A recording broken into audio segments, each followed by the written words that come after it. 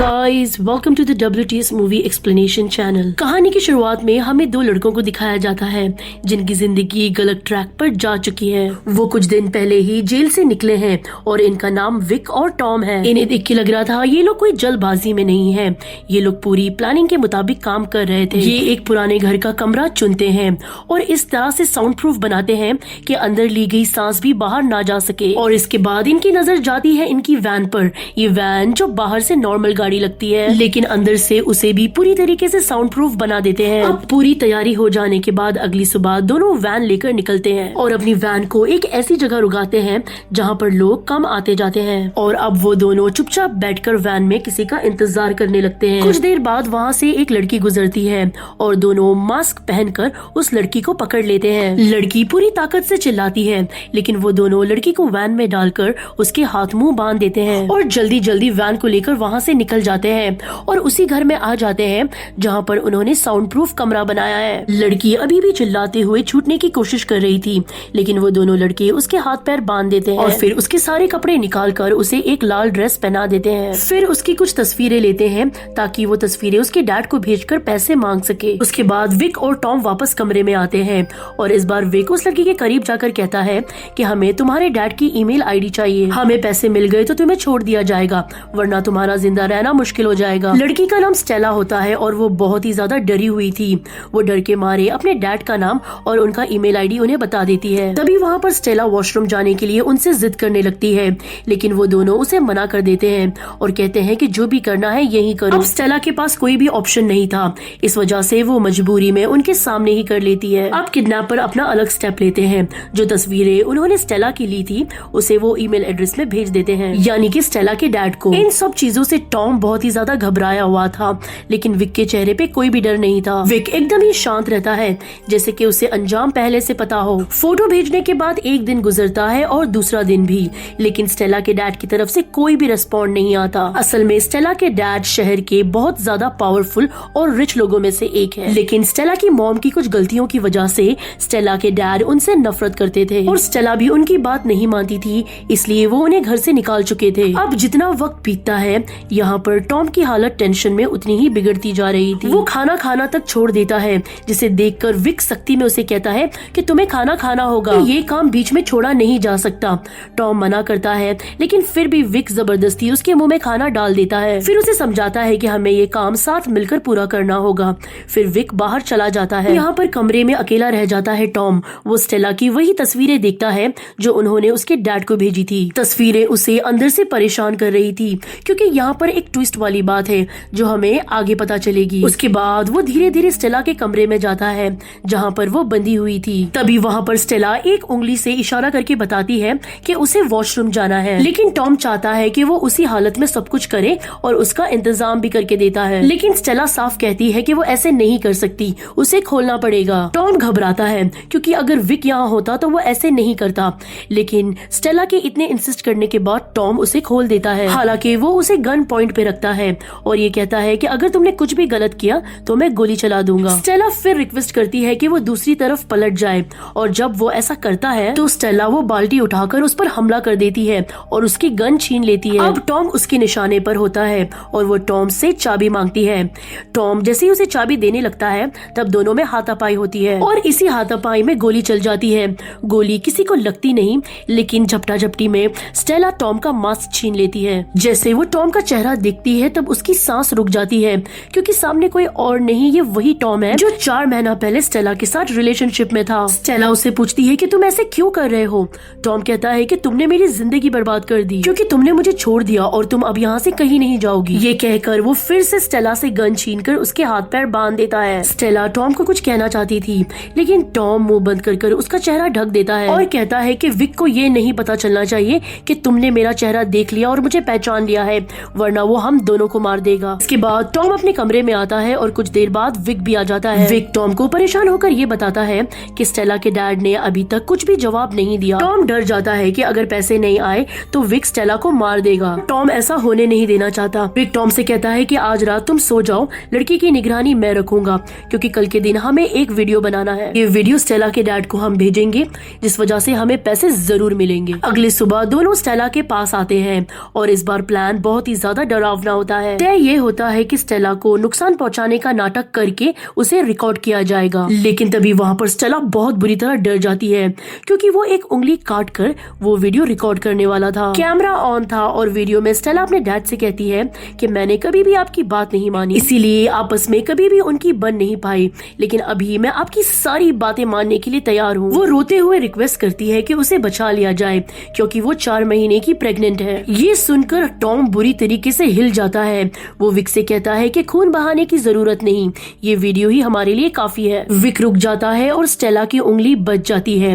अब रिकॉर्ड किया हुआ वीडियो स्टेला के डैड को भेज दिया जाता है और ये सारा काम विक ही करता है क्योंकि वो पहले से इन सब चीजों में माहिर था। लेकिन टॉम का मन बिल्कुल भी शांत नहीं होता। स्टेला की हालत उसे अंदर से परेशान कर रही होती है। और जब अगले टाइम वो लोग स्टेला को खाना खिलाने आते हैं तब टॉम की नजर उसी बुलेट पे जाती है जो पिछली रात स्टेला ने चलाई थी। टॉम घबराने लगता है कि अगर विक ने ये देख लिया तो शक पक्का हो जाएगा। विक स्टेला को खाना खिला रहा होता है और टॉम किसी भी तरीके से उस गोली को छुपाने की कोशिश करता है, लेकिन वहाँ पर विक उससे उसी जगह पर खड़े रहने के लिए कहता है। अब यहाँ पर खाना खिलाते वक्त विक के हाथों से स्पून नीचे गिर जाता है तो टॉम फौरन उस स्पून को उठा लेता है और गोली को भी उठा लेता है। इसके बाद वो तुरंत उस गोली को उठाकर बाथरूम में जाता है और बाथरूम में फ्लश करने की कोशिश करता है, लेकिन वो गोली नीचे नहीं जाती। बाहर विक दरवाजा खोलने के लिए कहता है, लेकिन टॉम दरवाजा नहीं खोलता क्योंकि अगर विक अंदर आ गया तो सब कुछ खत्म हो जाएगा। आखिरकार टॉम उस बुलेट को उस कमोड से निकालता है और किसी दूसरी जगह छुपाने की कोशिश करता है। ये तभी अचानक विक बाथरूम के अंदर आ जाता है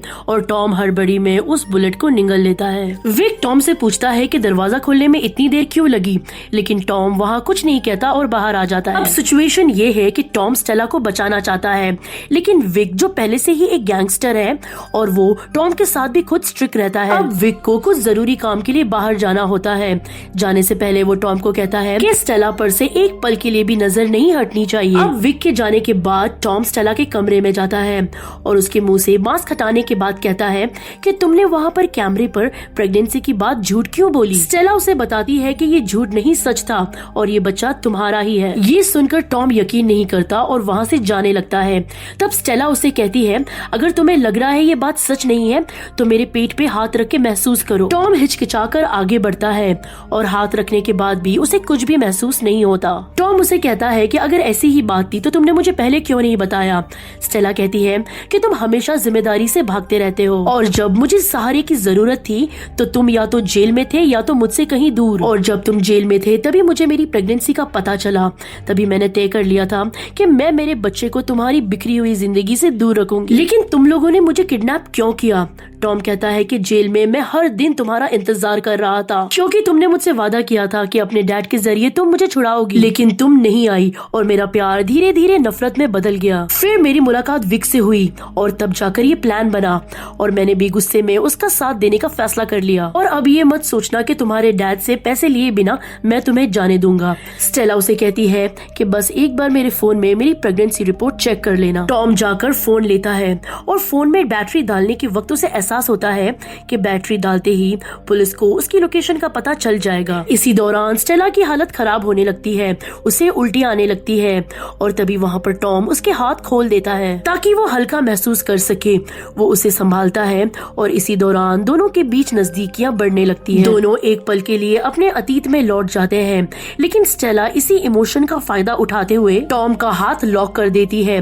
टॉम उसे कहता है कि ऐसा मत करो, मुसीबत में पड़ जाओ, लेकिन वो कुछ भी सुने बगैर दरवाजे की ओर भागती है, लेकिन दरवाजा पहले से लॉक होता है। अब स्टेला वहाँ से एक फोन लेकर पुलिस को कॉल कर देती है और हड़बड़ी में बस इतना कह पाती है कि उसे किडनैप कर लिया गया है, लेकिन उसे लोकेशन नहीं पता। इसी दौरान टॉम चाबियां लेने की कोशिश कर रहा होता है, लेकिन तभी स्टेला चाबियों की ओर बढ़ती है, लेकिन तभी करीब जाते हुए टॉम एक झटके में स्टेला को बेहोश कर देता है। स्टेला जमीन पर गिर जाती है और टॉम उसे उसी हालत में बेड पर बांध देता है और इस दौरान उसके चेहरे पर गिल्ट साफ दिख रहा था क्योंकि वो कभी इस लड़की से प्यार किया करता था। तभी वहाँ पर कुछ देर बाद विक लौट आता है और टॉम से कहता है कि स्टेला के डैड $4 मिलियन देने के लिए रेडी हो गए हैं और अब बस उसे वापस लौटाना है और हमें हमारी कीमत मिल जाएगी। और अब यहाँ पर टॉम जब वैन लेने जाता है तब विक स्टेला को खोलने लगता है। तभी वहाँ पर स्टेला के पॉकेट में से फोन निकलता है। विक एकदम से हैरान हो जाता है और कॉल हिस्ट्री चेक करने लगता है। कॉल हिस्ट्री चेक करने पर विक को पता चल जाता है कि पुलिस को कॉल कर दिया गया है वो उससे पूछता है कि तुम्हारे पास फोन कैसे आया। तब स्टेला कहती है कि मुझे नहीं पता, शायद ये टॉम का होगा। विक स्टेला से पूछता है कि तुम उसका नाम कैसे जानती हो, मुझे सच बताओ यहाँ पर क्या हुआ था। वो कुछ नहीं बोलती। तभी वो वहाँ पर दीवारें चेक करने लगता है। तभी उसे वहाँ पर वही गोली मिल जाती है। तभी वहाँ पर विक चाकू से डराकर उसे सच कहने के लिए कहता है। तब स्टेला वहाँ पर सच बोल देती है कि टॉम उसका एक्स बॉयफ्रेंड है। दूसरी तरफ वैन में टॉम को स्टेला की प्रेगनेंसी रिपोर्ट मिल जाती है। तभी टॉम को ये सच लगने लगता है कि स्टेला जो भी कह रही थी सच कह रही थी। और जब टॉम वापस आता है तब विक दरवाजा खोलता है और वो ऐसे एक्ट करता है जैसे कि उसे कुछ पता ही नहीं। विक गन को लोड करता है और कहता है कि मुझे कभी कभी तुम पर शक होता है, मुझे ऐसे लगता है कि तुम कुछ छुपाने की कोशिश कर रहे हो। देखो, हम दोनों ने मिलकर ये काम किया है और इसका फायदा हमें बहुत जल्द मिलने वाला है, लेकिन उससे पहले मुझे एक जवाब चाहिए कि तुम मेरे साथ हमेशा हॉनेस्ट रहोगे या नहीं। टॉम यहाँ पर होशियारी से बहुत अच्छी तरीके से जवाब देता है। वो कहता है कि तुम्हें मुझ पर कितना भी शक हो या मेरे पास्ट के बारे में कुछ भी पता हो, मुझे कुछ भी फर्क नहीं पड़ता, क्योंकि मैं उस वक्त भी तुम्हारे साथ था और मैं अब भी तुम्हारे साथ हूँ। तभी विक कुछ सोच के कहता है कि हमें स्टेला को बेहोश करना पड़ेगा। फिर वो दोनों स्टेला को बेहोश कर एक दूसरी लोकेशन में लेकर जाते हैं। प्लान होता है कि कोई भी डील आमने सामने नहीं होगी। स्टेला को किसी सुनसान जगह पर छोड़ देंगे ताकि बाद में उसी के लोग उसे ले जाएं। फिर उसे एक सुनसान जगह पर लेकर आते हैं जहाँ पर कोई भी नहीं होता। फिर उसको वहाँ पर लॉक करने के बाद विक उसकी चाबियां अपने पास रख लेता है। लेकिन यहाँ पर विक के दिमाग में कुछ और ही चल रहा था। वो प्लान बदल देता है और टॉम से कहता है कि हमें पैसे कहीं और रिसीव करने होंगे। अगर हमें पैसे मिल गए तो हम चाबियां वहीं पर छोड़ देंगे, लेकिन अब हम दोनों को साथ में चलना होगा। इसके बाद दोनों पैसा लेने के लिए एक जंगली इलाके में पहुँचते हैं। लेकिन गाड़ी से उतरते ही टॉम बड़ी होशियारी से स्टेला के फोन पर बैटरी लगा देता है ताकि पुलिस को इस लोकेशन का पता चल जाए। लेकिन विक तो टॉम से ज्यादा होशियार था। वो टॉम को यहाँ पर झूठ बोलकर लाया था ताकि वो टॉम को यहाँ पर खत्म कर सके। वो टॉम को कहता है कि तुम्हें वहाँ पर लाल बैग जहाँ दिख रहा है उस पॉइंट पर जाकर पैसे मिलेंगे। ये कहकर वो उसे आगे भेज देता है। टॉम वहाँ पर घबराते हुए आगे बढ़ता है, लेकिन उसे वहाँ पर कोई भी पैसे नहीं मिलते। और इसी मौके पर विक टॉम पर गन पॉइंट कर देता है और कहता है कि ये पैसे रिसीव करने वाली लोकेशन नहीं है। विक टॉम से कहता है कि मुझे पहले से भरोसा था कि तुम मुझे धोखा दोगे। तुम्हारे डर और तुम्हारी हरकत की वजह से पुलिस तक बात पहुंच चुकी है। मैं ये सब हैंडल करने में माहिर हूँ, लेकिन अब तुम्हें मरना होगा क्योंकि तुम भरोसे के लायक नहीं हो। और स्टेला भी अभी नहीं बचेगी क्योंकि तुमने उसे मेरा नाम बता दिया है। अब टॉम मुसीबत में फंस चुका है और वो विक से रिक्वेस्ट करने लगता है, लेकिन विक टॉम को मारने का फैसला कर चुका था। लेकिन तभी वहाँ पर मौका पाकर टॉम उसे धक्का देकर भागने लगता है और विक उस पर गोली चलाता है। कुछ दूर जाते ही एक गोली उसे लग जाती है, पर वो किसी भी तरीके से विक की नजरों से बच जाता है। फिर हम स्टेला को देखते हैं जहाँ उसे धीरे धीरे होश आता है, लेकिन वहाँ पर उसकी चीख सुनने वाला कोई नहीं था और वो पूरी तरीके से लॉक की गई हुई थी। और यहाँ पर लोकेशन पर विक पहुँचता है और पैसे उठाता है और फिर वापस उसी जगह पर लौट आता है जहाँ पर स्टेला को रखा गया था। वो स्टेला को एक इंजेक्शन देकर मारने वाला था क्योंकि स्टेला उसका नाम जान चुकी थी और वो चाहता था कि उसके बारे में किसी को भी पता ना चले। लेकिन इंजेक्शन लगाने से पहले ही टॉम वहाँ पहुंचकर उस पर हमला कर देता है, पर विक को कुछ भी नहीं होता और वो टॉम पर गोली चला देता है। टॉम पूरी तरीके से घायल होकर गिर जाता है क्योंकि अब तक उसे 2 गोलियां लग चुकी थी। विक पूरी ताकत से टॉम को अब खत्म करने वाला था, लेकिन तभी वहाँ पर स्टेला पूरी ताकत से विक को गिरा देती है। गन जमीन में गिरती है और वो टॉम के पास आती है। टॉम गन उठाता है और डायरेक्ट विक के सर पर गोली मार देता है, जिस वजह से उसकी मौत हो जाती है। अब असली खतरा टल चुका था, लेकिन टॉम भी बहुत घायल था। फिर भी वो विक की जेब में से चाबी निकालकर स्टेला की तरफ फेंक देता है। स्टेला कैसे भी करके चाबी उठाकर खुद को आजाद करती है और जल्दी से टॉम के पास आती है। टॉम अपने आखिरी पल में होता है और बस वो स्टेला को एक बार देखता है और वहीं पर अपना दम तोड़ देता है। स्टेला रोते हुए वहाँ से बाहर आती है और गाड़ी में बैठती है।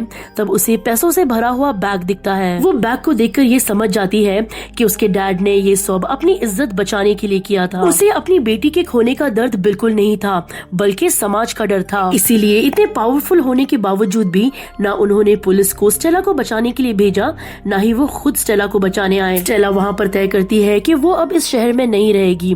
वो अपने बच्चे के साथ जाकर किसी नए शहर में अपनी एक नई जिंदगी शुरू करेगी। और इसी सीन के साथ ये कहानी यहीं पर खत्म हो जाती है।